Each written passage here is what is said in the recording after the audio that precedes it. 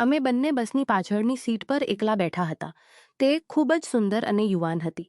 અડધી રાતે ઠંડી વધુ તીવ્ર થઈ ગઈ અને હું ચૂપચાપ તેની ચાદરની અંદર ચાલ્યો ગયો. પછી જે થયું તે આખી રાત ચાલ્યું. ડિસેમ્બર 23ની અડધી રાત હતી. બસ અડ્ડા પર ઠંડી હવાના ઝબુકા ચહેરાને ચીરતા જતા હતા.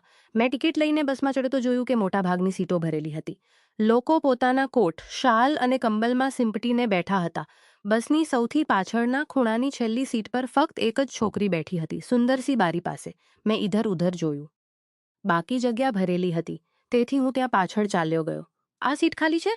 મેં હળવેથી પૂછ્યું. તેણે મારી તરફ જોયું. મોટી મોટી આંખો જેમાં ઊંઘ અને ઠંડી બંનેનો અસર હતો. તેના ચહેરા પર ઊની ટોપી અને ગળામાં મફલર હતું, પણ અડધો ચહેરો ચાદરમાં છુપાયેલો હતો. હા, બેસી જાઓ, તેણે ધીમેથી કહ્યું. કે બસની પાછળ હવા થોડી વધુ ઠંડી લાગી રહી હતી. શીશાના કિનારાથી હળવી હળવી બર્ફીલી હવા અંદર ઘૂસી રહી હતી. છોકરીએ મોટી ઊની ચાદરમાં પોતાને સારી રીતે લપેટી રાખી હતી. ફક્ત ચહેરો થોડો બહાર હતો. બસ ચાલતા જ બહારની લાઇટો ધૂંધમાં ઘૂમતી હતી.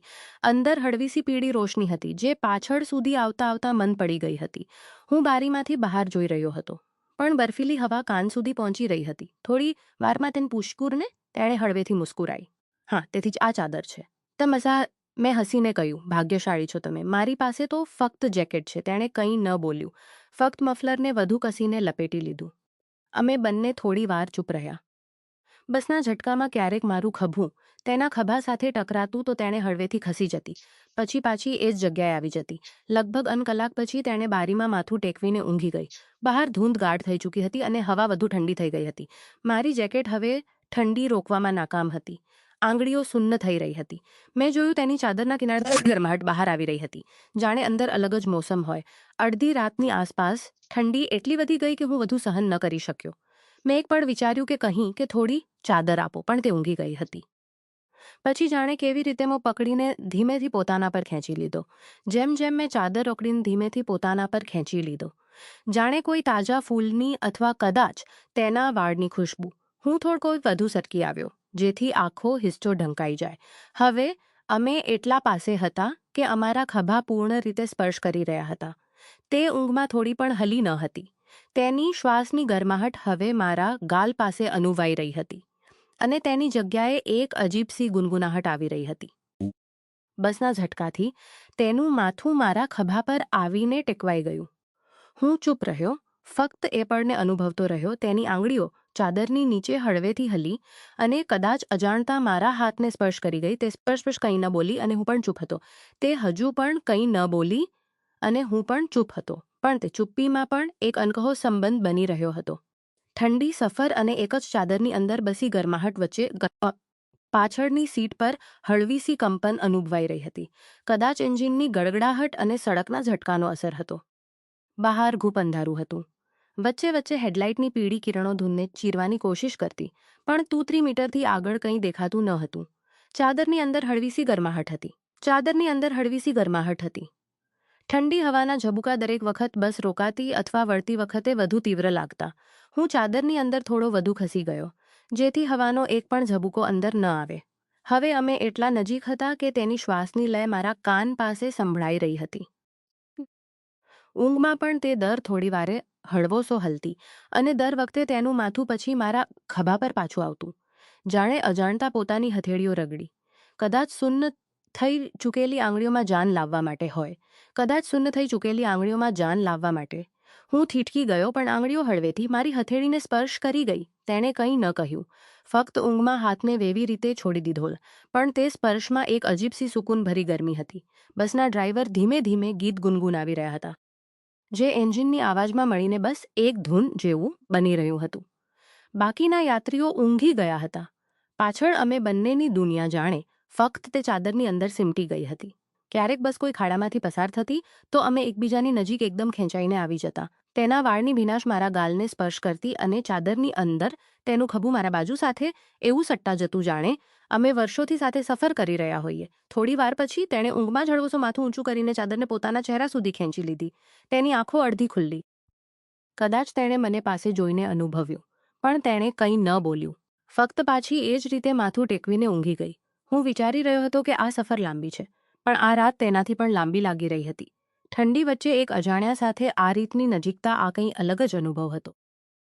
ચાદરની અંદર ક્યારેક તેની શ્વાસ મારા છાતી સાથે ટકરાતી, ક્યારેક તેનો હાથ હળવો સોહલીને મારા હાથ પર આવી જતો. બહાર બર્ફીલી હવા હતી, પણ અંદર જાણે કોઈ અગીઠીની આંચ બળતી રહી હતી.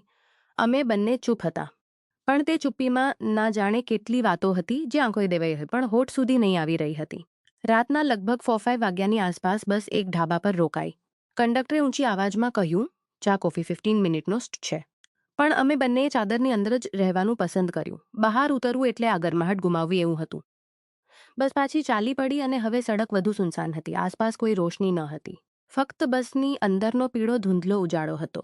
ધીમે ધીમે મારી આંખો પણ ભારે થવા લાગી હતી, પણ ઊંઘમાં જવા પહેલાં મેં અનુભવ્યું કે તેના વાળની ખુશ્બુ તે ચાદરમાં ભરાઈ ગઈ હતી. અને પછી તે સફરમાં કંઈ એવું થયું જે સવાર થતાં પણ મારા મનમાંથી ન ગયું. બસ રાતના સન્નાટામાં ધીમી રફતારે આગળ વધી રહી હતી. એન્જિનની ગડગડાહટ અને સડકના હળવા ઝટકા વચ્ચે પાછળની સીટ જાણે અમારી પોતાની નાની સી દુનિયા બની ચૂકી હતી. નૈનાનું માથું હવે પૂર્ણ રીતે મારા છાતી પર હતું. તેના વાળની હળવી ભીનાશ અને ખુશ્બુ મળીને એક અજીબસી ગરમાહટ બનાવી રહી હતી. મારી શ્વાસ ધીમે ધીમે તેની શ્વાસ સાથે તાલ મિલાવવા લાગી. બહાર બર્ફીલી હવા હતી, પણ ચાદરની અંદર જાણે સમય રોકાઈ ગયો હોય. તેનો હાથ હજુ પણ મારા હાથ પર હતો, પણ કદાચ ઊંઘમાં તેણે પોતાની આંગળીઓ હળવીસી હલાવી અને તે મારા હાથ વચ્ચે આવીને રોકાઈ ગઈ. મારી આંગળીઓ વચ્ચે તેની આંગળીઓની ઠંડકે જાણે મારી અંદર એક લહેરસી દોડાવી દીધી. મેં અજાણતા તેની આંગળીઓને હળવેથી થામી લીધી અને તે ફક્ત એટલી જ નજીક રહી. ન પાછળ હટી ન વધુ પાસે આવી. બસના ઝટકામાં ક્યારેક તેનું શરીર થોડું મારા બાજુ સાથે સટ્ટા જતું. હું દર વખતે પોતાને સંભાળતો, પણ નજીકતાને અવગણવી મુશ્કેલ હતી. લગભગ 5 વાગ્યાની આસપાસ સડક વધુ સુનસાન હતી. લગભગ 5 વાગની આસપાસ સડક વધુ સુનસાન થઈ ગઈ. બસની બહાર ગહન અંધારું અને અરનો પીળો ઉજાળો હતો. એવું લાગી રહ્યું હતું દુનિયા ફક્ત અમે બંને અને આ ચાદર હોય. અચાનક એક તીખો વળ આવ્યો અને અમે બંને હળવેથી એકબીજાની તરફ ખેંચાઈ ગયા. તેનો ચહેરો હવે મારા ગળા પાસે હતો અને તેની શ્વાસની ગરમ લહેર મારી ત્વચાને સ્પર્શ કરી રહી હતી. મેં જોયું તેના હોઠ હળવેથી માસૂમિયત હતી અને ઊંઘમાં પણ તેના ચહેરા પર એક અજીબસી માસૂમિયત હતી. મેં એક પળ વિચાર્યું કે શું તે જાગી રહી છે, પણ તેની આંખો બંધ હતી અને તેની પકડ મારા હાથ પર વેવી જ ઢીલી હતી. પછી પણ મને લાગતું હતું કે તે મારી હાજરી અનુભવી હતી કે હું દૂર ન જાઉં. ચાદરની અંદર દરેક શ્વાસ, દરેક હલચલનો અનુભવ વધુ ગહન થઈ રહ્યો હતો. મારા માટે આ સફર હવે ફક્ત એક અંતર કાપવાનું ન હતું. તે એક એવો લમ્હો બની ચૂક્યો હતો જે કદાચ ક્યારેય ફરી ન મળે. ક્યારેક ક્યારેક ઊંઘમાં જ તેણે ચાદરને વધુ કસીને ખેંચી લેતી, જાણે ઠંડીથી બચવા સાથે સાથે મને પણ પોતાની પાસે રાખવા ઈચ્છતી હોય. બહાર બર્ફીલી હવા હતી, પણ આ નાના સા ઘેરામાં એક અનકહો સંબંધ બની રહ્યો હતો. અને પછી કદાચ સવારથી 9 કલાક પહેલાં કંઈ એવું થયું જેણે આ રાતને હંમેશા માટે મારી યાદોમાં નોંધી દીધી. સવારથી લગભગ 9 કલાક પહેલા બસની અંદર હળવીસી હરકત થઈ. ડ્રાઈવરે બ્રેક દબાવી હતી. કદાચ કોઈ ઢાબા અથવા નાની જગ્યા પર રોકાઈ હતી. પણ બાકીના યાત્રીઓ ઊંઘી ગયા હતા. બારીમાંથી આવતી ઠંડી હવાના ઝબુકાએ નૈનાને હળવોસો હલાવી દીધો. તે જાણે ઊંઘ અને જાગ વચ્ચે હતી. તેની પલકો અડધી ખુલ્લી અને તેણે ધીમેથી મારી તરફ જોયું. તે નજરમાં ન તો ઊંઘ પૂર્ણ હતી, ન જાગૃતિ પૂર્ણ રીતે. ફક્ત એક કોમળસી ઓળખ હતી કે હું પાસે છું. તેણે ધીમેથી ચાદરને પોતાના ખભા સુધી ખેંચી, પણ આ વખતે તેના હાથે મારી જેકેટનો કિનારો પણ પકડી લીધો, જાણે મને ખેંચીને વધુ પાસે લાવવા ઈચ્છતી હોય. મારા અને તેના વચ્ચે હવે કોઈ ખાલી જગ્યા બાકી ન હતી. તેની શ્વાસ હવે સીધી મારી ગરદનને સ્પર્શ કરી રહી હતી અને દરેક શ્વાસ સાથે બુદબુદાહટ અને ગરમાહટનો અનુભવ થઈ રહ્યો હતો. મેં પોતાનું માથું થોડું વધુ ઝુકાવ્યું, જેથી તેની ઠંડી આંગળીઓ ચાદરની અંદર મારા હાથને શોધી લે, અને જેમ જેમ તેઓ મને સ્પર્શ કર્યા, નૈનાના હોઠના ખૂણા પર એક હળવીસી મુસ્કાન તરી ગઈ. તેણે ધીમેથી કહ્યું, ખૂબ ઠંડી લાગી રહી છે. તેની આવાજમાં ઊંઘની મસ્તી હતી, પણ ક્યાંકના ક્યાંક એક અજાણ્યો ભરોસો પણ હતો. મેં ફક્ત હળવેથી પોતાની બાહુ તેના ખભાની આસપાસ રાખી દીધી અને તેણે કંઈ ન ગડગડાહટ બહારનું અંધારું અને આ સન્નાટો જાણે વખત બહારનું અંધારું અને આ સન્નાટો જાણે વખત ત્યાં જ થંભી ગયો હતો. મારા કાન પાસે તેની ધીમી શ્વાસ અને ક્યારેક ક્યારેક તેના વાળનું મારા હોઠ સાથે લાગવું, આ બધું મળીને તે લમ્હાને તેણે પોતાની આંખો ખોલી વધુ ગહન બનાવી રહ્યા હતા. પછીલા સેકન્ડ સુધી તે ફક્ત જોતી રહી, જાણે કંઈ કહેવા ઈચ્છતી હોય પણ શબ્દો ન મળતા હોય. પછી તેણે ધીમેથી ફૂસફૂસાયું, સવાર થતાં જ કદાચ બધું બદલાઈ જશે.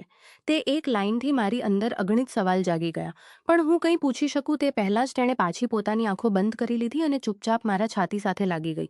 મને ખબર ન હતી કે તે શું કહેવા ઈચ્છતી હતી. પણ મને ખબર હતી કે આ રાત પૂરી થવા પહેલાં આ સફર અમને ક્યાંક બીજે લઈ જનારી છે. સવારની પહેલી કિરણો બસની બારીઓમાંથી ઝાંખી રહી હતી. બહાર હળવીસી ધૂંધ ફેલાયેલી હતી. સડક કિનારે ખેતરોમાં ઓસ ચમકી રહી હતી. બસની અંદર યાત્રીઓ એક એક કરીને ખેંચાઈને ઉઠવા લાગ્યા. બસની અંદરના હજુ પણ મારી બાહોમાં વેવી જ હતી. માનો રાતે તેને હજુ સુધી જવા ન દીધું હોય. ડ્રાઈવરે એલાન કર્યો, 5 મિનિટનો સ્ટોપ છે, ચા નાસ્તો કરી લો. મેં ધીમેથી નૈનાને જગાડવાની કોશિશ કરી. નૈના, ઉઠો, બસ રોકાઈ છે. તેણે ઊંઘમાં જ મારા છાતીમાંથી ચહેરો હટાવ્યા વગર કહ્યું. થોડીવાર વધુ સારું લાગી રહ્યું છે. તેની આ વાત સાંભળીને મારા હોઠ પર મુસ્કાન આવી ગઈ. પણ સાથે જ દિલમાં એક હળવીસી ધડકન પણ વધી. કારણ કે રાતમાં તેણે જે કહ્યું હતું, સવાર થતાં જ કદાચ બધું બદલાઈ જશે, તે યાદ આવી ગયું. મેં તેને ધીમેથી છોડ્યું અને બંને નીચે ઉતરી આવ્યા. ઢાબાની ચાની ખુશ્બુ, સવારને દૂરથી આવતી ટ્રકની ગડહટ, બધું મળીને એક અજીબસી ફિલિંગ આપી રહ્યા હતા. અમે ચા પી રહ્યા હતા પણ નૈનાનો ચહેરો કંઈક બદલાયેલો હતો.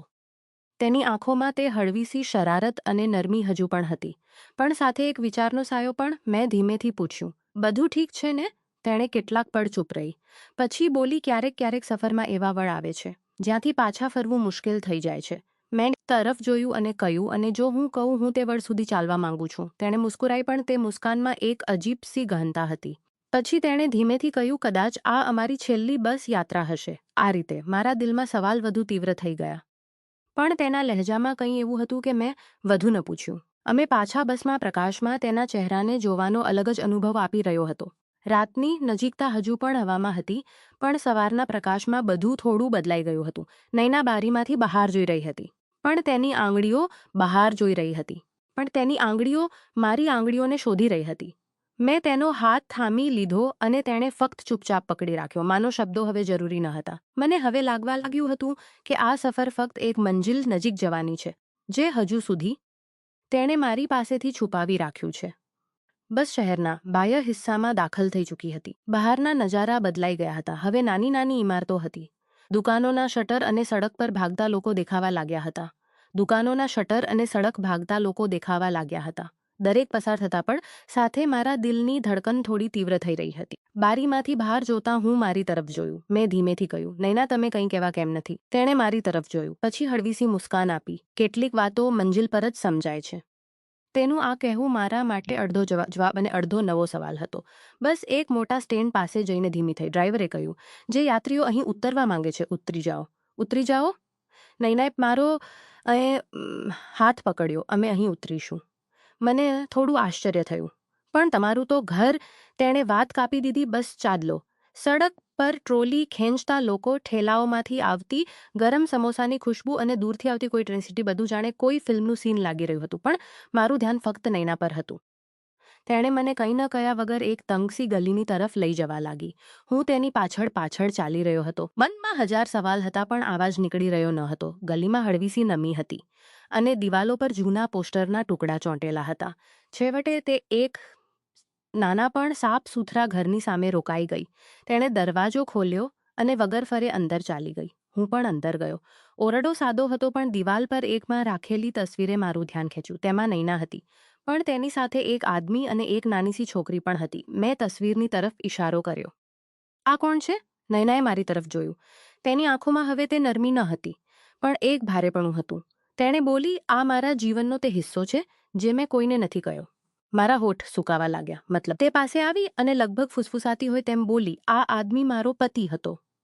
નૈનાની આવાજ જાણે મારા કાનમાં ગુંજીને સીધી દિલ સુધી ઉતરી ગઈ. આ આદમી મારો પતિ હતો. મારા પગની નીચે જમીન જાણે એક પળ માટે યો હતો અને દિમાગમાં સવાલનું તોફાન ઉઠવા લાગ્યું. હતો મતલબ હવે નથી?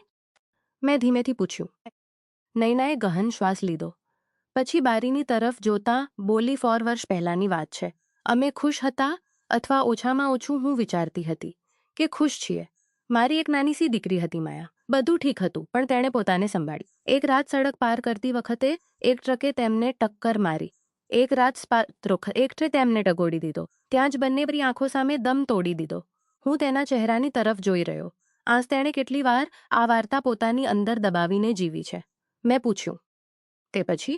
તેણે ધીમેથી મુસ્કુરાઈ. તે પછી હું ફક્ત જીવનથી ભાગવા લાગી. નવા લોકો, નવી જગ્યા, પણ દિલમાં તે જ દર્દ. મેં કોઈને પોતાની પાસે આવવા દીધું જ નહીં. તેણે મારી તરફ જોયું.